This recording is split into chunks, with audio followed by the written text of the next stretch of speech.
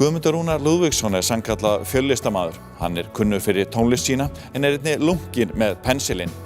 Hann hefur haft áhugaverðar hugmyndir listaverk á Suðurnesjum og svo nýjasta norðurljósa turna á svæðinu. Listamanninn Guðmundur Rúnar Lúðvíksson þarf vart að kynna fyrir Suðurnesjamönnum. Hann fagnaði nýverið 60 afmæli sínu.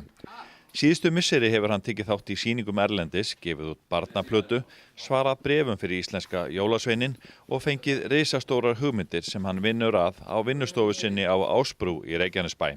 Guðmundur leit okkur vinnustofuna og sagði frá því sem hann að fást þar við.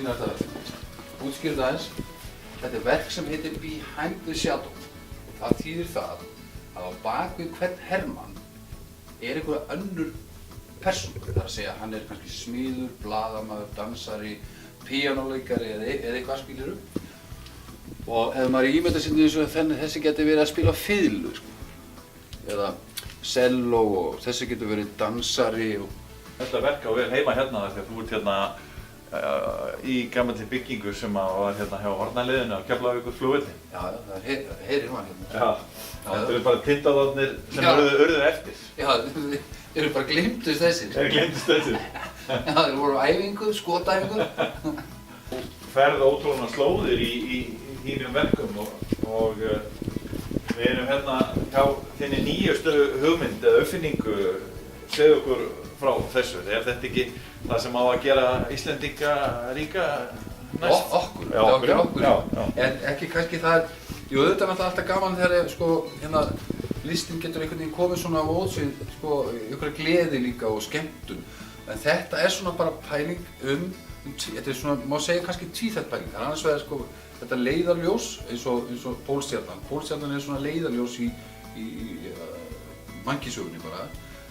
Og ég var að glíma við svona hugmyndina, hvað getum við gert hérna á þessu svæði til þess sem eitthvað sem að fólk fær að taka þátt sjálft í svona, og ekki endilega þetta sé eitthvað voðalega háfleygt, djúpt pælt verk. Þetta er svona meira svona skemmtun líka.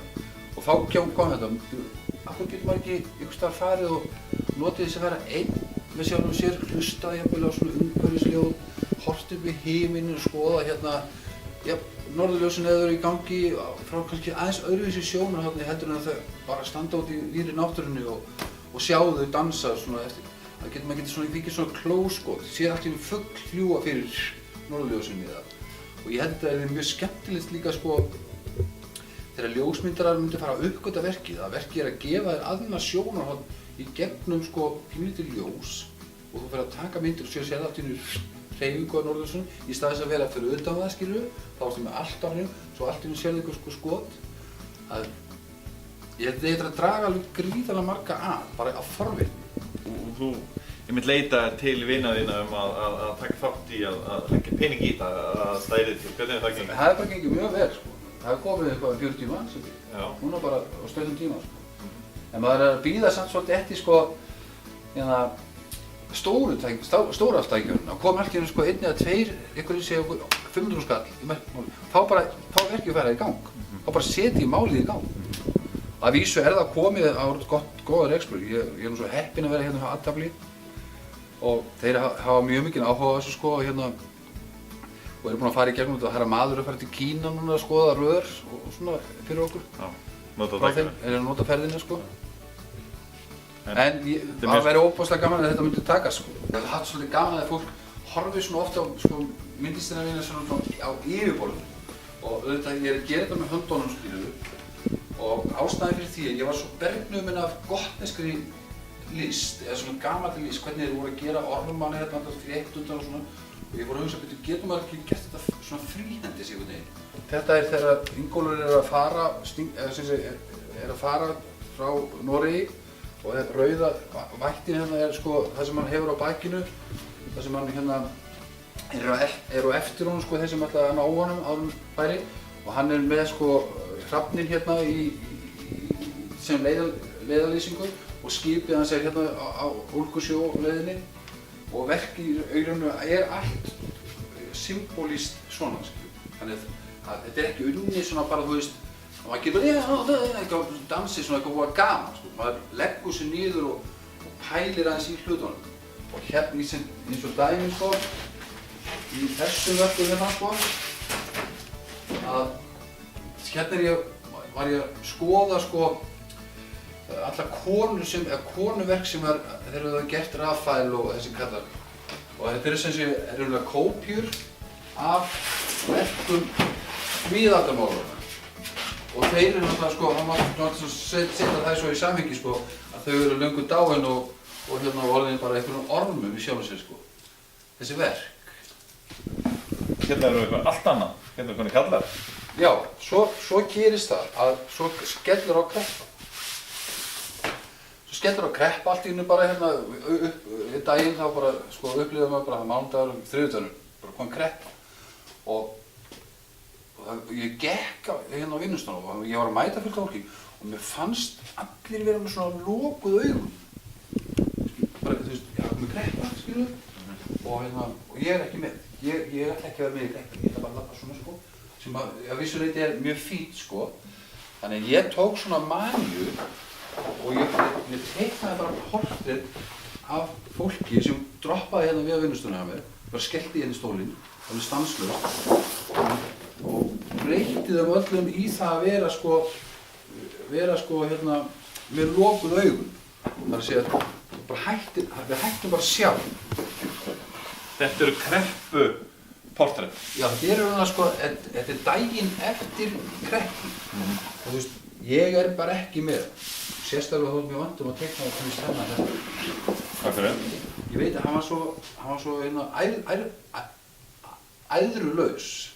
Og ég var svo fljótur að ég var bara 5 mínútur að teikna þetta. Þú voru eitthvað verið að kenna? Já. Það var kona í Víkurfréttum daginn í viðtali, rúmlega 80 ára gömul og hún saknaði þín mjög mikið, segja að þú sér það sé mikill söknuður að þú sér að hægt að kenna hjá myndlistafélagi Reykjanesbæjar. Mér þótti náttúrulega sko afar vænt að lesa þessa grein. Ég fannst ég verið að lesa svona minningagrein um mig. Ég hringdi hann og sagði litan að vita að ég var á lífi. En hún vissi það náttúrulega.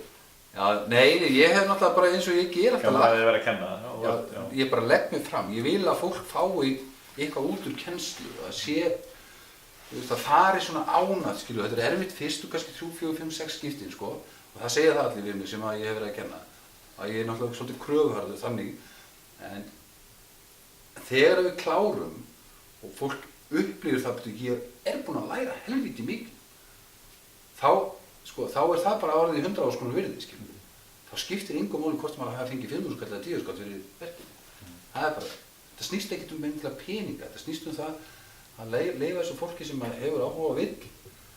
Og maður á bara að gefa af sér, það er svo stutt ævi, sko. Tónlistarskólinn í Reykjanesbæ fyrir löngu síðan búinn að sprengja utan af sér húsnæði á 2 stöðum í Reykjanesbæ. Nú er skólinn kominn í glæsilegt framtíðarhúsnæði í Hljómahöllinni. Kennarar Tónlistarskóla Reykjanesbæjar kvöddu gömlu kennsluhúsin á Þórusti 7 og Austurgötu 13 á dögunum. Tilefnið var að flutningum í nýtt húsnæði í Hljómahöll var þá svo til lokið og kennsla hefjast í nýja húsinu. Haraldur Árni Haraldsson er skólastjóri Tónlistarskóla Reykjanesbæjar. Sjónvarp Víkurfrétta tók hús á honum þegar hann og hans fólk kvaddu gömlu skólahúsin. Tónlistarskólinn Njarðvíkur starfaði þá og sliti hér frá 78 til 1999 þegar Tónlistarskóli Njarðvíkur og Tónlistarskóli Keflavík voru í rauninni lagðir niður og nýr skóli stofnaður, Tónlistarskóli Reykjanesbæjar. Síðan hefur Tónlistarskóli Reykjanesbæjar starfað hér í þessu húsi og bara þangað til núna, við erum bara að flytja í nýtt húsnæði okkar í Hljómahöllinni og sömuleiðis hefur skóli verið með húsnæði þar sem Tónlistarskólinn Keflavík var á Austurgötu 13 sem við förum í núna á eftir og það hús er líka orðið tómt, þannig að nú er öll starfsemin okkar komin í nýja húsið í Hljómahöll fyrir utan kennsluna út í grunnskólanum sem fer fram á morgnana. Kennarar gengu síðan fylktu liði frá fyrrum höfuðstöðvum skólans á Austurgötu til Hljómahallar undir trommuslæti og í fylgd lögreglu.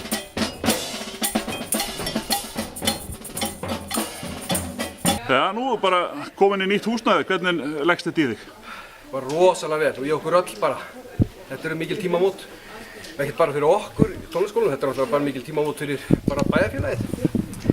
Hljómahöllin sem slík, þetta er náttúrulega gríðarmikið hús með mjög mikla möguleika fyrir alls konar menningartengda viðburði og það er bara að vona okkar allra að bæjarbúar njóti þessa hús og nýti sér það út í ystu æsar, bæði skólan og rocksýninguna þegar hún verður komin og þessa flottu sali sem í húsinu, stabinn og svo minnisalurinn sem hér og náttúrulega sýningasvæði sem hérna. Þannig að það er mjög gott tilfinning að vera komin hérna inn og við kunnum bara strax orðið mjög vel við okkur öll sem hér. Hvað þessi breyting að gera fyrir ykkur? Sko, það sem hún gerir til dæmis það að við þurfum ekki að margsetja hverja einustu kennslustofu, allavega ekki nema skóli stækki verulega. En eins og staðan núna þá er rúmt okkur, bæði hvað varðar bara kennsluna sjálfa og allt samspil. Tónfræða kemur við verið í vandræðum með tónfræðakennsluna að koma henni fyrir. Við höfum haft svo fá rými í gömlu húsunum til að hýsa tónfræðibekkina og hljómfræðibekkina og núna batnar það allt saman, verður eins og bestur á kosið og svo náttúrulega tónleika aðstæðan er náttúrulega mjög fín og vinnu aðstæða kennarins fyrir aðra vinnu en kennsluna, hún náttúrulega er fyrsta flokks og það er náttúrulega stór munur. Síðan það sem að snýr beint að skólastarfinu, það er náttúrulega það að þegar við erum búin með að sinna kennslunni út í grunnskólanum á morgnana, fram undir hádegi og rétt kannski yfir hádegi þeir sem eru lengst, þá koma allir hingað á eitt stað í hljómahöllina, í tónlistarskólann og klára daginn sig þar. En eins og þetta hefur verið, þá hafa bara sumir kennarar haldið áfram út í grunnskólanum því þar hefur bara verið jafnvel betri aðstæða en við höfum haft í gömlu húsunum. Þannig að þeir hafa bara klára daginn sig þar. Svo hafa einhverjir farið á Þórustíginn og fyllt húsið þar og aðrir eru Austurgötu og klára dagana þar. Þannig að öll þessi 14-15 ár sem skólinn er búinn að starfa er mannskapurinn alltaf út allt, alla daga, alla vikuna.